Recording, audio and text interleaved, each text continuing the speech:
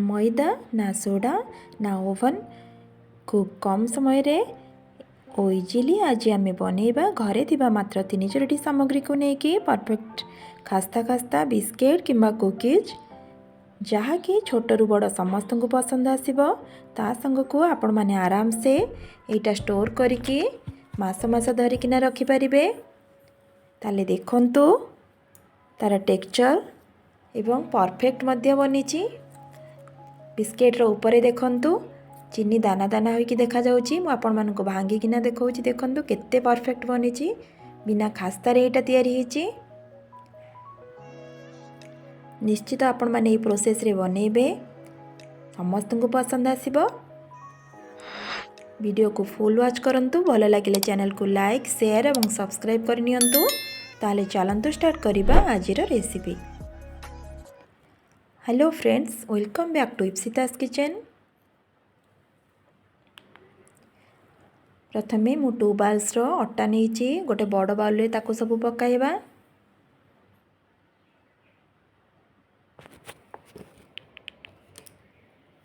Half bowls रो सुजी नेची।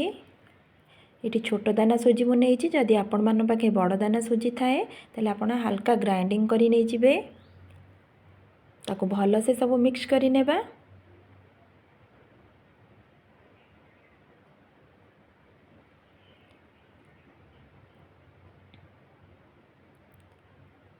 ये भल से मिक्स हो गला।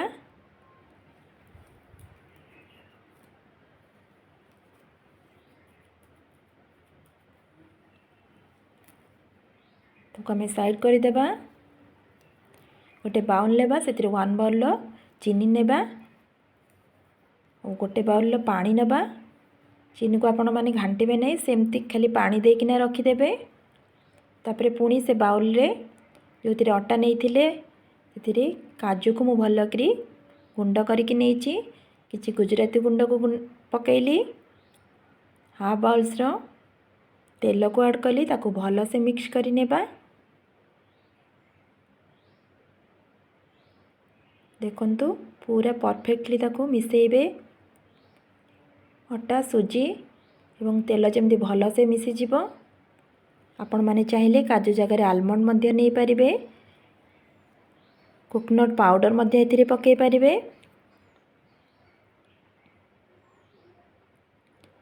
पूरा भल से ताको मिसेई नेबे कारण आमर एथिरे सोडा दिया जाउ नाही।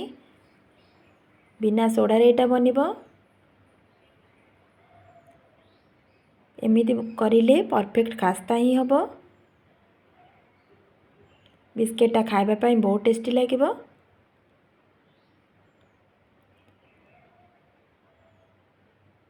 देखंतु एमिति ही मुठा करिकी देखिबे। जदि एमिति ही रहइबो जानिबे जे परफेक्ट हेइचे।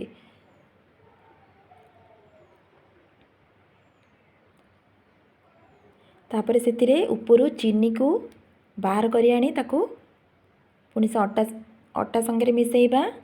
पानी को पकई नथिबे।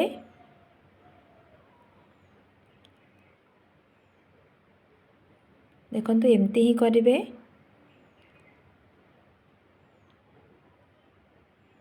ताकू भल से मिसाई नेबा।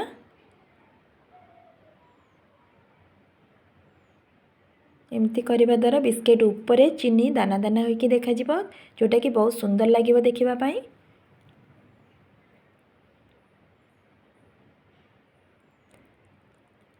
आ टिके पानी दरकार होची। मु से चीनी पानी को ऐड करूची। सेतिरे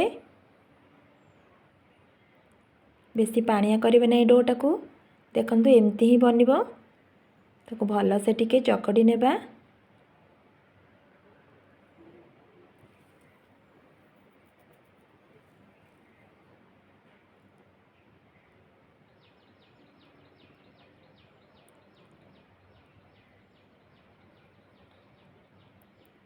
हे गेला हमर परफेक्ट। तो आम ताको 2 पीस गोला करी देबा। आधा आधा करी देबे डोटा को।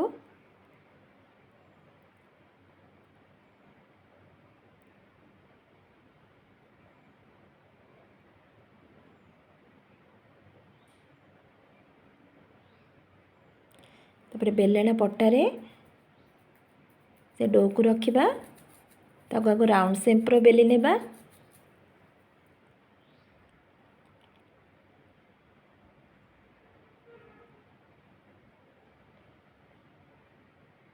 मु आपण मानकु जेमती बने की देखौची सेमती ही करिवे।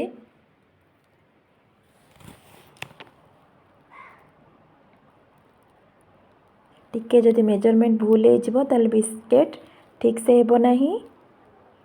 देखो तो राउंड शेप हो गला। आम चारि साइड रू जो फाटी आम ताको स्क्वायर साइज रो काटी नेबा। प्रथमे गोटे छुरी साहाय्य रे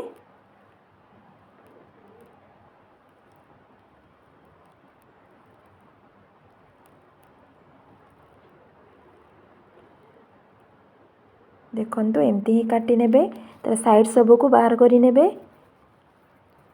सेथिरे भी आम आउ अलगा बिस्केट बनै परिबा।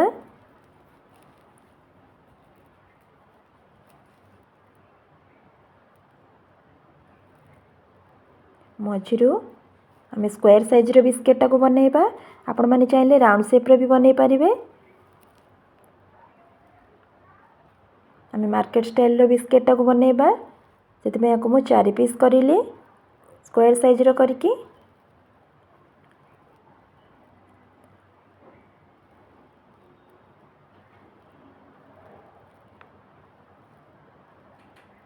तापरे टिके छुरी रे तापरे कट लगे दबा टिके लुक टा भलो आसीबा पई।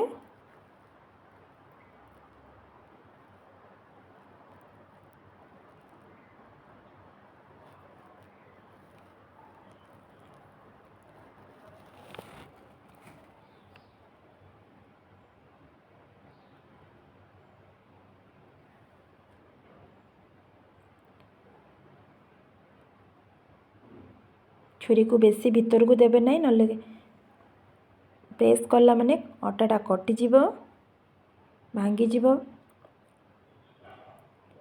आस्ते आस्ते आस्ते करिकी छुरी साइज रे ताको साइड करि नेबा। गोटे प्लेट को काढी नेबा सबो।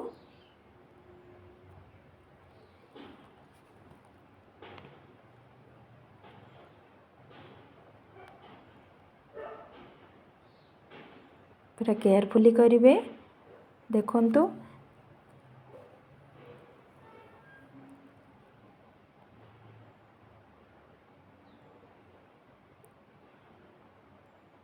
तर मोटाटा एतिकी ही रहिबो।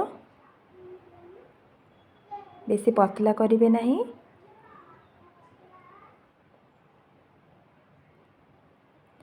एबे हमर सब बिस्केट मु काटी नेली। टिके सुंदर देखिया पई ता ऊपर काजू को देइची डेकोरेट पई। तापरे पैन नि तेल देबा छाणीबा पई।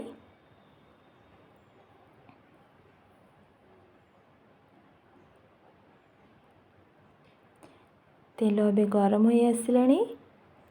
आमे सेतिरे बिस्केट सब को पकई नेबा। आपण माने बेसी बेसी पकईबे नहीं। तेल को देखी किना बिस्केट रो अमाउंट देबे। यदि अधिक तेल नहीं थिबे तले 6-7 टी नेबे बिस्केट। पूरा केयरफुली ताको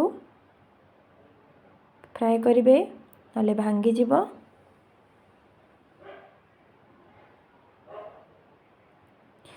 लो टू मीडियम फ्लेम रे आपण माने करिवे नले भीतर कंचा रहिबो।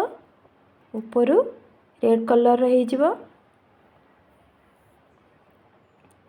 भला से ताको फ्राई करि नेबा। गोटे साइड हे गलानी देखो आ टिके आर साइड कोल्टे दबा।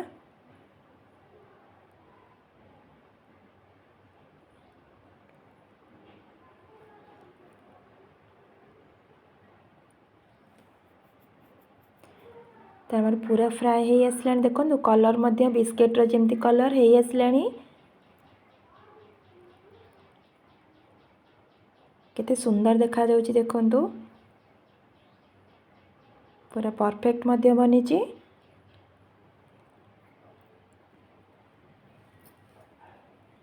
तो हमर बिस्केट रेडी हे गेला। आमे ताको प्लेट को काढी नेबा।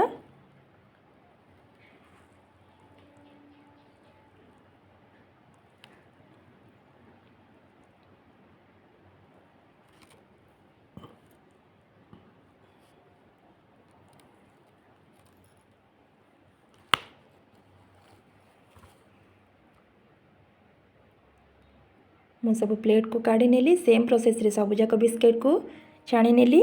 ତ ଦେଖିପାରିଲେ ଘରେ ଥିବା ଖୁବ୍ କମ୍ ସାମଗ୍ରୀକୁ ନେଇକି ଏଠି ଆମେ ତିଆରି କରିଥିବା କେତେ ସହଜ ଭାବରେ ଅଟାରେ ତିଆରି ବିସ୍କେଟ୍। ଏଇଟା ଆପଣମାନେ ପିଲାମାନଙ୍କୁ ଟିଫିନ୍ସରେ ମଧ୍ୟ ଦେଇପାରିବେ, ସ୍ନାକ୍ସ ଆଇଟମ୍ରେ ମଧ୍ୟ ଏଇଟା ଖାଇପାରିବେ। ଚା ସହିତ ବି ଖାଇବା ପାଇଁ ଏଇଟା ବହୁତ ଟେଷ୍ଟି ଲାଗିବ। ଆପଣମାନେ ନିଶ୍ଚୟ ବନାନ୍ତୁ। ତାହେଲେ ପୁଣି ଆସିବି ନୂଆ ରେସିପି ନେଇ। ରହୁଛି, ନମସ୍କାର।